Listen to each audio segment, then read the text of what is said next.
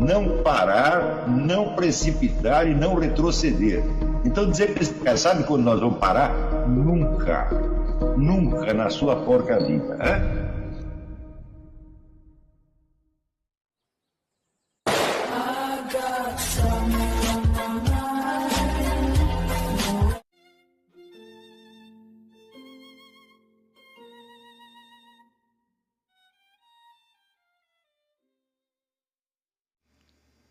E aí pessoal, tranquilo? Então vem aqui antes do vídeo começar, pedir para vocês se inscreverem, quem não for inscrito, compartilhar, curtir, comentar. Quem puder seja membro do canal, que isso ajuda bastante. Tem também o link do Apoia-se. Quem puder ajudar nosso canal e apoiar financeiramente vai ser muito bem-vindo. Mas o mais importante é transmitir o conteúdo e os conhecimentos do professor Olavo de Carvalho para mais e mais brasileiros. Então compartilhe e ajude aí nossa causa. Muito obrigado a todos os membros, apoiadores do canal. Fico muito feliz. Tenho certeza que a gente está no caminho certo. Então fiquem com o vídeo e até mais. Valeu! Eu tenho aqui a pergunta do Paulo Camargo. No vídeo que o senhor postou essa semana no seminário e também na aula, ao falar da admiração, o senhor menciona que a admiração sincera é um ato de amor e ao expressá-la não se deve, com o propósito de evitar ser considerado idólatra, fazê-la acompanhar de alguma crítica à pessoa admirada, pois o reconhecimento da condição de superioridade de alguém em relação a você sob determinada ótica ou em determinado campo não é afetado pela observação de algum defeito naquela pessoa que, portanto, não precisa ser expresso aos demais. Pergunto, qual a maneira de conciliar a questão do reconhecimento da superioridade de alguém em relação a você com a do reconhecimento da nossa grandeza como almas imortais? E com a fala de Jesus Cristo que vós sois deuses. Bom, em primeiro lugar, a questão é muito simples. O fato de que nós sejamos almas imortais não quer dizer que sejamos todas do mesmo tamanho ou que tenhamos o mesmo nível qualitativo. Almas imortais somos todos nós, mas há alguma diferença, por exemplo, com relação aos santos. Quer dizer, se você, como alma imortal, está abaixo de um santo, bom, o número dos degraus hierárquicos aí é ilimitado. Tá certo? Então não há muita dificuldade. Mas, note bem, eu considero que esse problema da admiração no Brasil é um dos problemas mais sérios. Porque a ideia mesma de alta cultura é uma ideia hierárquica. E não existe alta cultura se você não é capaz de separar o mais alto e o mais baixo. E desta distinção entre o mais alto e o mais baixo, faz parte integrante a relação que existe entre os méritos e os deméritos de cada pessoa. Porque demérito todo mundo tem. Não é isso? E a posição onde a proporção entre mérito e demérito faz parte, evidentemente, da hierarquia. Quer dizer, há pessoas cuja atuação inteira é apenas um conjunto de deméritos, dos quais de vez em quando se salva alguma coisa, e outras ao contrário. Você tem uma quantidade enorme de méritos, nos quais alguns defeitos aparecem aqui ou ali, mas estão colocados numa posição hierárquica diferente. Então, o problema, evidentemente, não é para a pessoa admirada, mas para o admirador, porque vamos lembrar o que disse Nicolás Gomes Dávila a esse respeito. Prestem atenção. Aqueles cuja gratidão pelo benefício recebido se converte em devoção à pessoa que o outorga, em vez de degenerar no ódio costumeiro que todo benfeitor desperta, são aristocratas, mesmo que caminhem em farrapos. Então, isso quer dizer que na composição da alta cultura de uma nação, faz parte, vamos dizer, um certo universo de pessoas que são capazes, tá certo, de ter a gratidão devida, a admiração devida, e estas pessoas são exatamente a aristocracia do país, mesmo que sejam os pobretões, mesmo que caminhem em farrapos. A inibição de admirar, ou a necessidade compulsiva de compensar a admiração, com algumas agulhadas, ou algumas insinuações, ou destacando um ou outro defeito da pessoa admirada, é a marca de uma mentalidade baixa. Você vê que a partir dos anos 70, 80, surgiu a moda de biografias pejorativas. Então você pegava um grande personagem, por exemplo, pegava o T.S. Eliot, né, e mostrava lá que ele teve uns problemas com a mulher, teve que internar a mulher num hospício, que de vez em quando perdia a paciência com ela, dava uns gritos, tá certo? E isso aí ocupava metade do livro. Agora, meu Deus do céu, quem é que não teve problema com a mulher? Quem é que nunca gritou com a mulher? Tá certo? Agora, quantos escreveram The Wasteland ou Four Quartets? Não é a mesma coisa. Portanto, a posição destes episódios, vamos dizer, deprimentes no conjunto da vida do sujeito é outro, que não a posição que isto ocupa na vida de um sujeito medíocre, de uma pessoa qualquer. Tá certo? Vamos dizer, o seu Zé Mané da esquina, a briga que ele teve com a mulher pode ser um acontecimento central da vida dele, a coisa mais importante. Tá entendendo? Agora, vocês não vão dizer que T.S. Eliot colocou nisso o melhor do que ele tinha. Né? Portanto, esse tipo de biografia que destaca esses episódios depreciativos, evidentemente está deformando o conjunto. Né?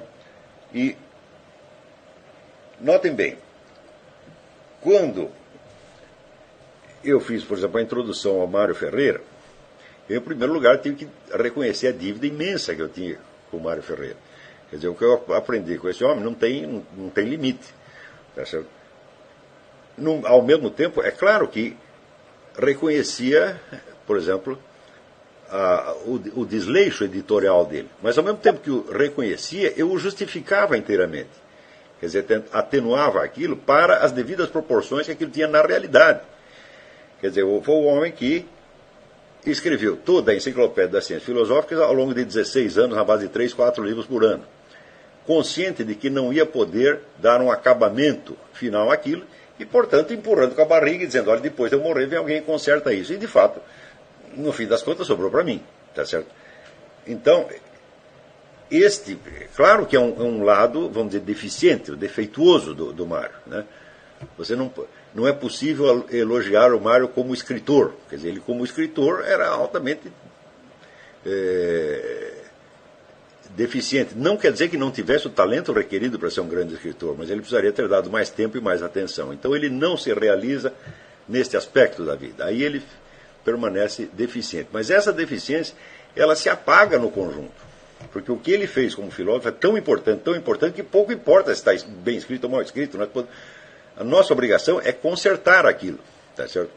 Lembre-se que na outra aula também me referi ao negócio de honrar pai e mãe. Quer dizer, se o seu pai teve defeitos ou cometeu pecados, ele legou para você uma dívida. É você que tem que pagar a dívida dele em vez de ficar falando mal dele. Quanto mais você criticar o seu pai ou sua mãe, mais você está se sujando, porque você não só está deixando de pagar a dívida, como você ainda está aumentando.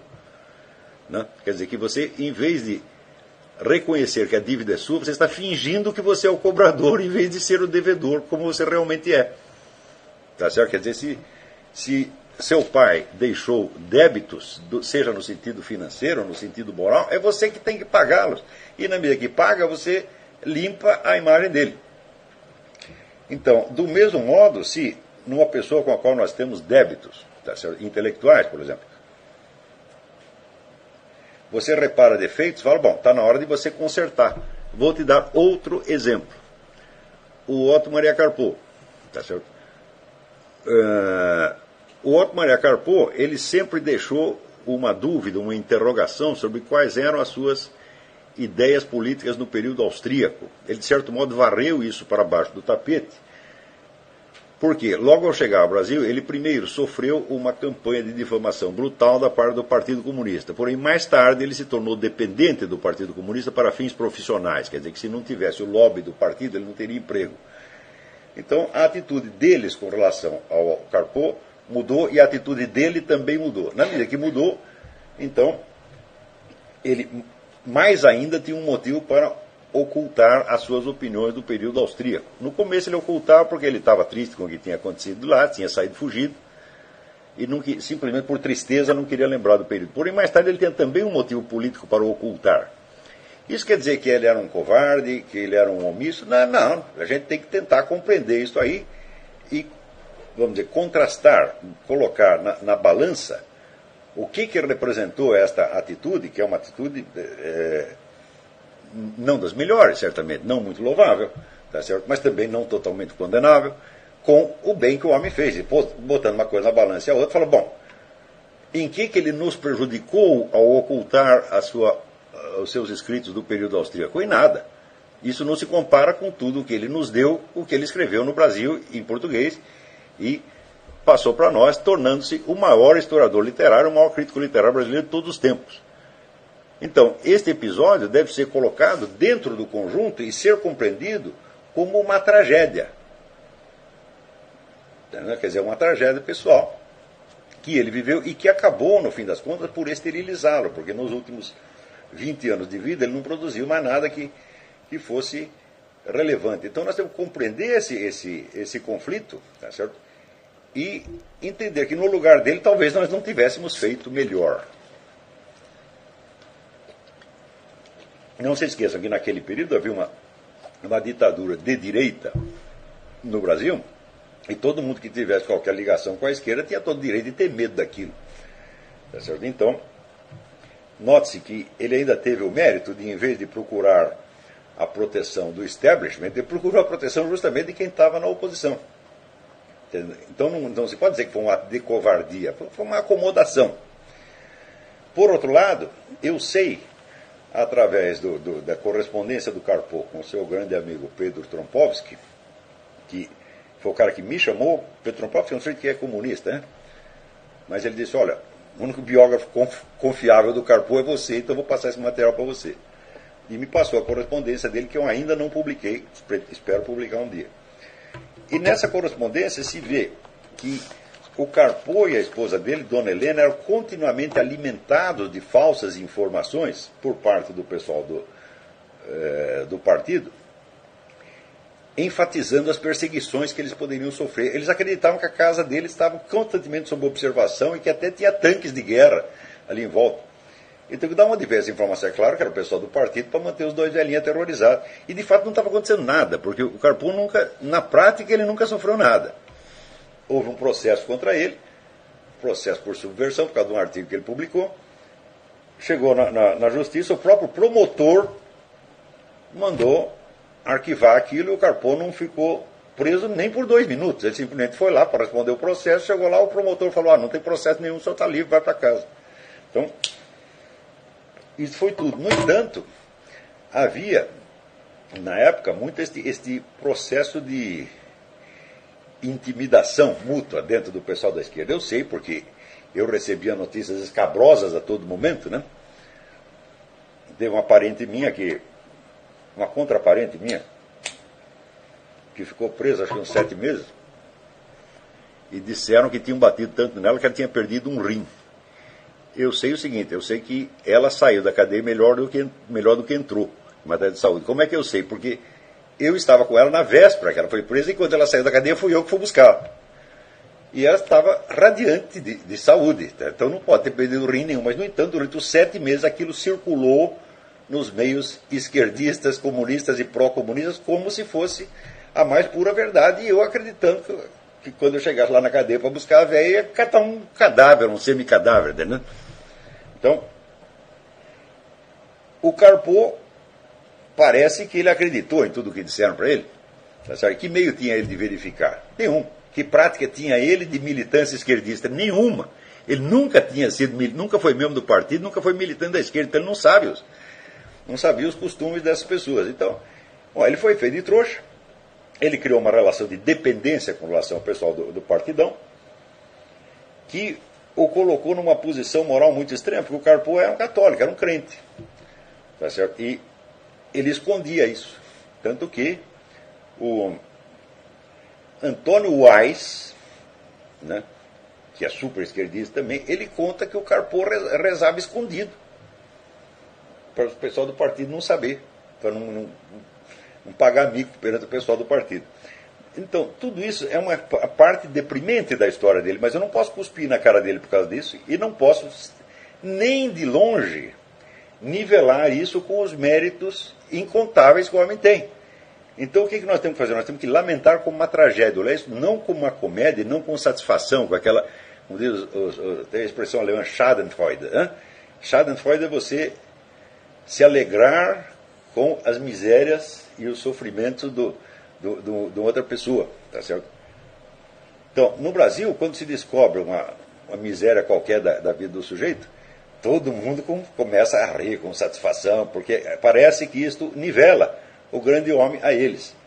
Uma vez descobriram que parece, de longe, que o Gilberto Freire tinha tido, né, um sinal remoto de affair homossexual com um cidadão lá. Pronto, se comentou mais isso do que a obra inteira do Gilberto Freire. Tá certo? Então,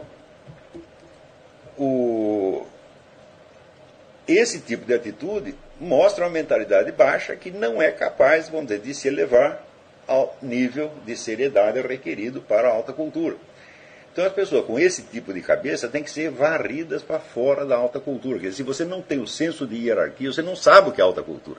Se você não é capaz de distinguir o mais alto e o mais baixo, você está fora, por definição. No simples fato de você falar alta cultura, quer dizer, cultura superior, é porque existe uma inferior, não é a mesma coisa. Ora, eu comentei na aula passada aquele trecho do Alexandre Zinoviev, que ele falava da cultura comunal e comparada com a sociedade maior. Então a sociedade maior se baseia, vamos dizer, em valores mais ou menos universais, que são defensáveis em termos de civilização, ao passo que dentro da comuna, como ele chama, vigora aquelas leis de sobrevivência. Leis que todo mundo cumpre, inclusive os maiores, como por exemplo, você assumir o mínimo de responsabilidade e tentar chutar o máximo de responsabilidade para os outros, e assim por diante. São simples reflexos de autodefesa. Mas ele diz que quando desaparecem os valores e critérios da sociedade maior, então a mentalidade comunal toma conta de tudo e daí se instaura, vamos dizer, o reino da vigarice e da trapaça, porque aqueles valores comunais são simplesmente pragmáticos, eles passam a valer como se fossem valores civilizacionais reais. Isso está acontecendo no Brasil há muito tempo. E essa tendência existe no Brasil pelo menos desde a proclamação da República. Você vê que durante o Império, na elite intelectual do Império, não havia a menor dificuldade de estabelecer uma hierarquia. Quando você vê na composição da primeira geração da Academia Brasileira de Letras, ninguém teve a menor dúvida de que o presidente tinha que ser o Machado de Assis, porque todo mundo reconhecia que era o melhor. Então, ninguém iria nivelar, sei lá, o Machado de Assis com, sei lá, digamos, um historiador Rocha Pombo, que não era um mau historiador, mas não tinha um nível suficiente, ninguém ia nivelar o Rocha Pombo com o Joaquim Nabuco, ou com o Oliveira Lima. A pessoa tinha um senso de hierarquia muito nítido. Depois da República, isso foi se perdendo. Você vê que já, quando você acompanha a história do Lima Barreto, você já vê que naquela época, considerações de ordem puramente social, no sentido de socialite, começaram a predominar sobre o respeito aos valores superiores da cultura. Então, na época, o escritor de maior sucesso era um sujeito chamado Pelino Guedes. Quem leu Pelino Guedes? Ninguém leu Pelino Guedes, nem lerá jamais, tá certo? E um camarada de evidente talento, que era o Lima Barreto, ficava jogado para as traças, por quê? Por ser um bêbado, tá certo? Preto e bêbado, tá certo? Então, ninguém alegou a cor da pele de Machado de Assis para votar contra ele na presidência da Academia Brasileira de Letras. Ninguém se lembraria de fazer isso. Mas quando começa a República, vamos dizer, eu acho que a dissolução da aristocracia do Império, a queda do Império, já traz consigo imediatamente uma ascensão dos valores comunais. Então começa os grupinhos, as capelinhas, né, a proteção mútua, e perde-se o sentido de hierarquia. Vê que durante os anos 30 houve uma espécie de recuperação. Durante os anos 30 e durante os anos 50.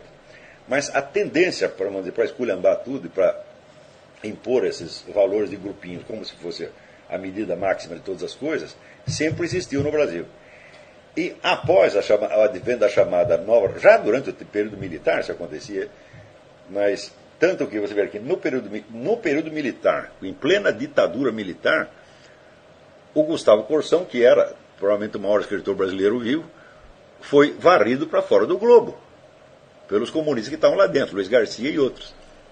Você vê que mesmo dentro do regime militar, os comunistas tinham poder suficiente para marginalizar quem eles quisessem, tá certo? Sobretudo dos lugares onde dominavam, que era a universidade e mídia.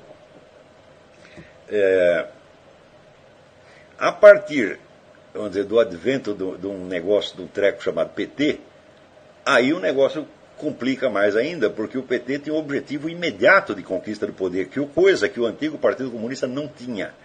Isso é muito importante. O Partido Comunista, que seguia a linha soviética, ele acelerava ou desacelerava conforme a União Soviética mandasse. E a União Soviética não tinha nenhuma perspectiva de implantar um regime comunista no Brasil.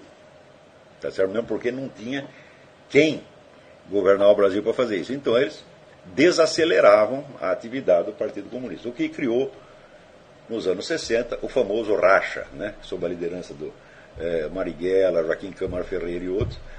O pessoal rompeu com o Partido Comunista, por jogar com o Partido Comunista não era suficientemente radical, né, e partiram então para as guerrilhas. E do mesmo, vamos dizer, impulso de renovação das esquerdas, fez parte o surgimento do PT com a perspectiva de conquistar o poder de qualquer maneira, usando sobretudo os métodos gramscianos. O que é o método gramsciano?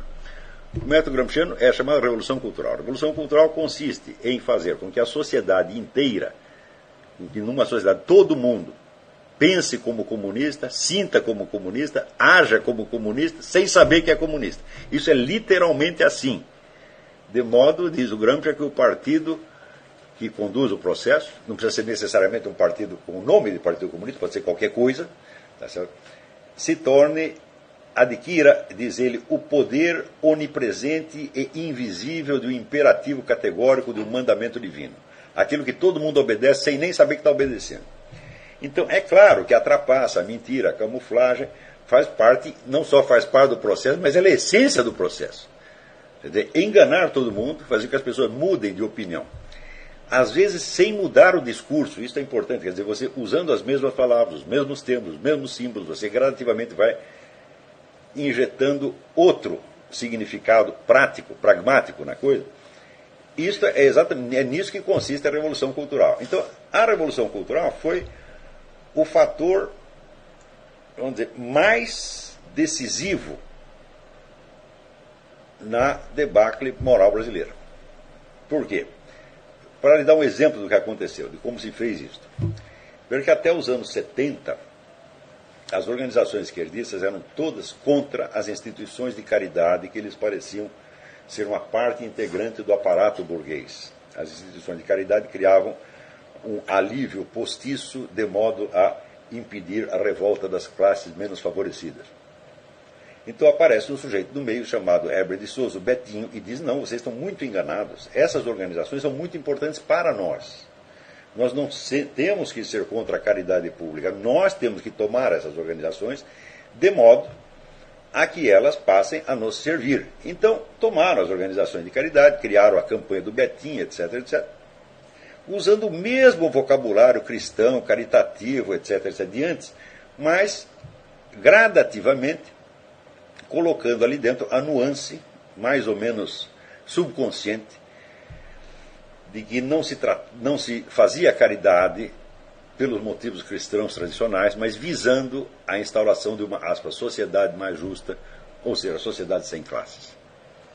Para isso foi necessário, então, substituir a noção antiga, vamos dizer, da santidade, da caridade, da virtude, por um outro modelo. Então pegou-se o próprio Betinho, que era apenas, vamos dizer, um estrategista, um politiqueiro, um sujeito maquiavélico, e se pintou o sujeito como se fosse um santo.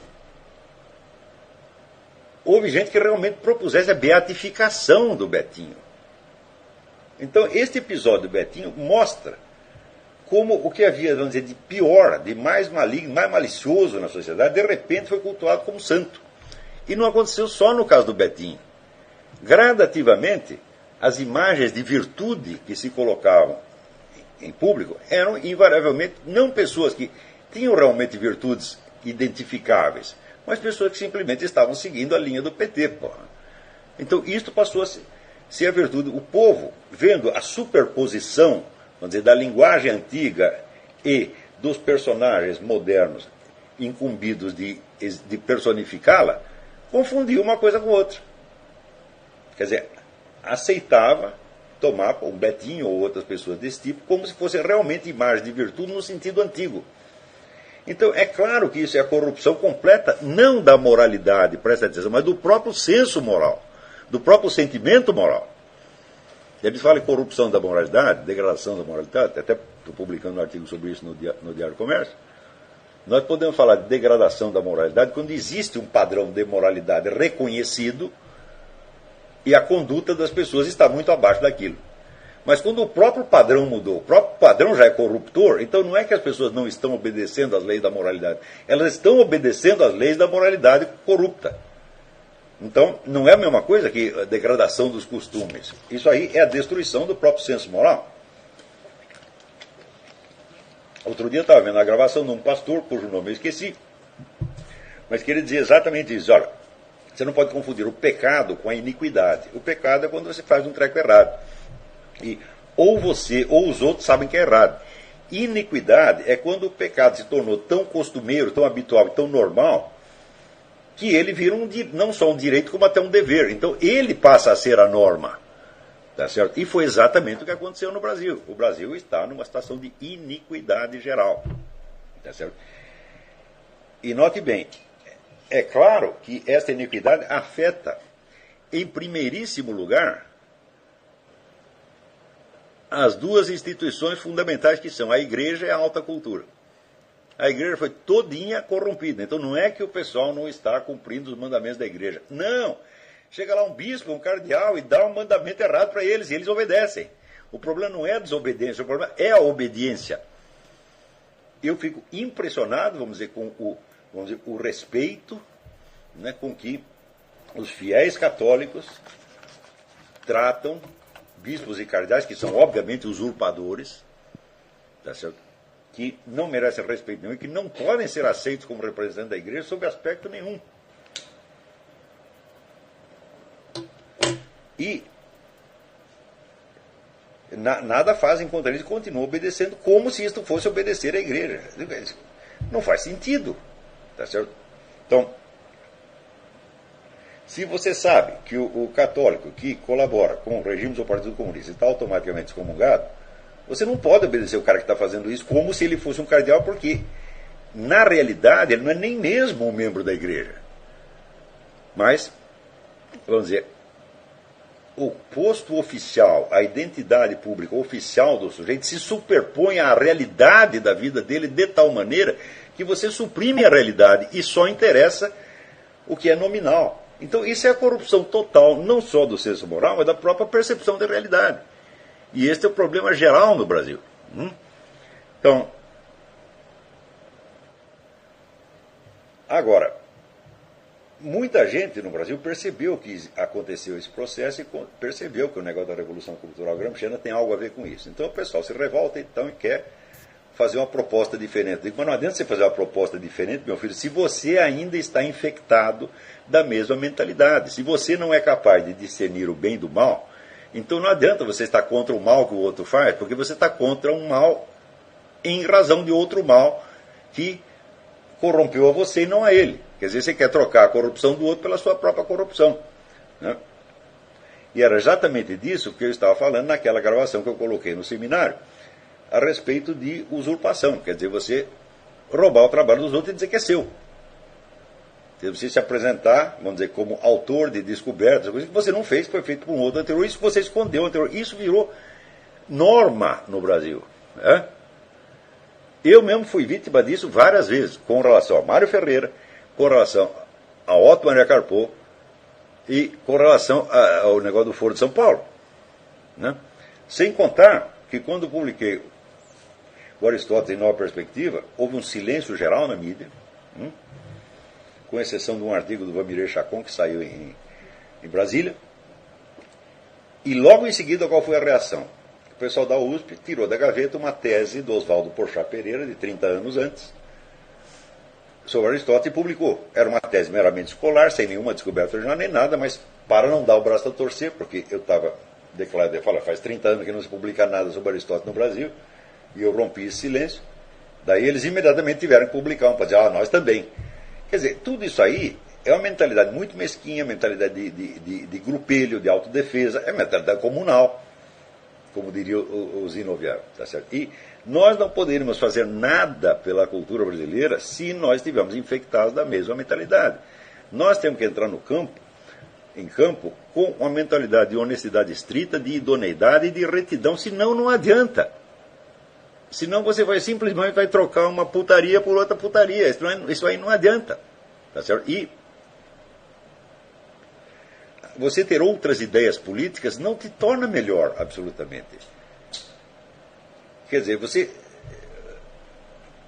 julgar que a sua maldade pode ser compensada pelo fato de que você adotou uma ideia política é exatamente você cair no critério ideológico. Quer dizer, o que interessa não é o bem e o mal absoluto, mas é a corrente política que você está ajudando. Isso aí é pensar como comunista, mesmíssima coisa. Então, embora com um conteúdo ideológico invertido, mas o procedimento é o mesmo e, se continuar assim, vai se perpetuar esse mesmo estado de iniquidade. E nós não podemos colaborar com isso de maneira alguma. Estou me referindo novamente a isso pelo fato de que esta semana saiu lá na revista Dicta e Contradicta uma entrevista do seu Mauro Sammartino, posando como se fosse o grande descobridor do Mário Ferreira, quando, obviamente, ele não conseguia entender nada do Mário Ferreira até ler a introdução que eu escrevi para a Sabedoria das Leis Eternas. Foi a partir daquela introdução que as pessoas puderam enxergar o Mário Ferreira numa certa perspectiva. Não é certo dizer que eu integrei o Mário Ferreira na cultura brasileira, porque não há uma cultura brasileira na qual ele possa ser integrado.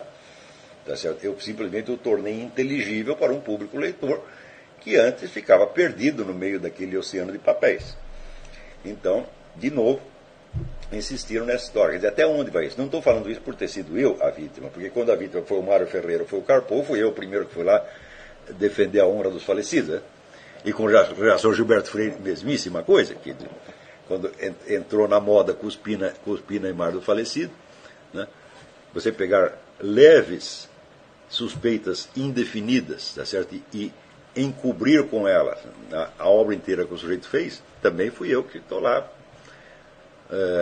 protestando. Como agora também estou protestando, no próximo programa Troll Speak vou falar disso, vou protestar contra, vamos dizer, a marginalização do Ângelo Monteiro, que é um excelente poeta, ensaísta e filósofo pernambucano, que atualmente o pessoal fala em cultura pernambucana e esquece o Ângelo Monteiro, que já estava fazendo coisa melhor do que eles 10 anos antes.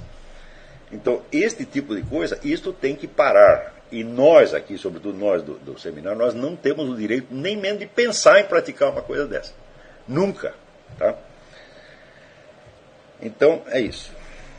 Bom, em seguida temos aqui o nosso amigo Douglas Gonçalves volta ao negócio do Wittgenstein, mas eu acho que ele merece uma resposta, porque ele diz que as minhas críticas ao Tractatus Lógico-Filosóficos foram erradas pelo seguinte, se ele sintetiza da seguinte maneira: sendo as sentenças do Tractatus Lógico-Filosóficos contrassensos que pretendem mostrar o inefável e não dizer o mundo, não faz sentido criticá-lo demonstrando que suas sentenças nada dizem sobre o mundo, já que o próprio autor afirma isso sem a menor cerimônia.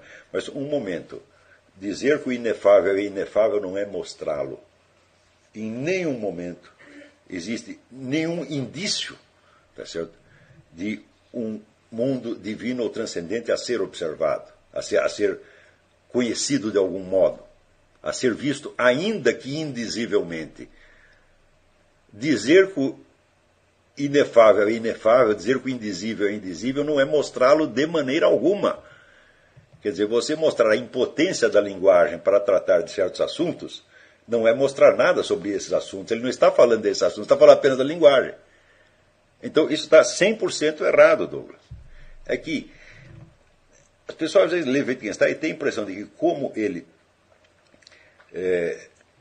demoliu as possibilidades da linguagem, então só restou, vamos dizer, a contemplação. Mas vem contemplação do quê?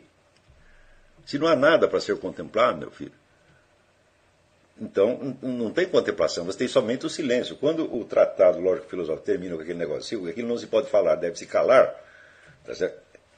Ele não mostrou nada para além do que se pode falar. Nada. 0, 0, 0, 0.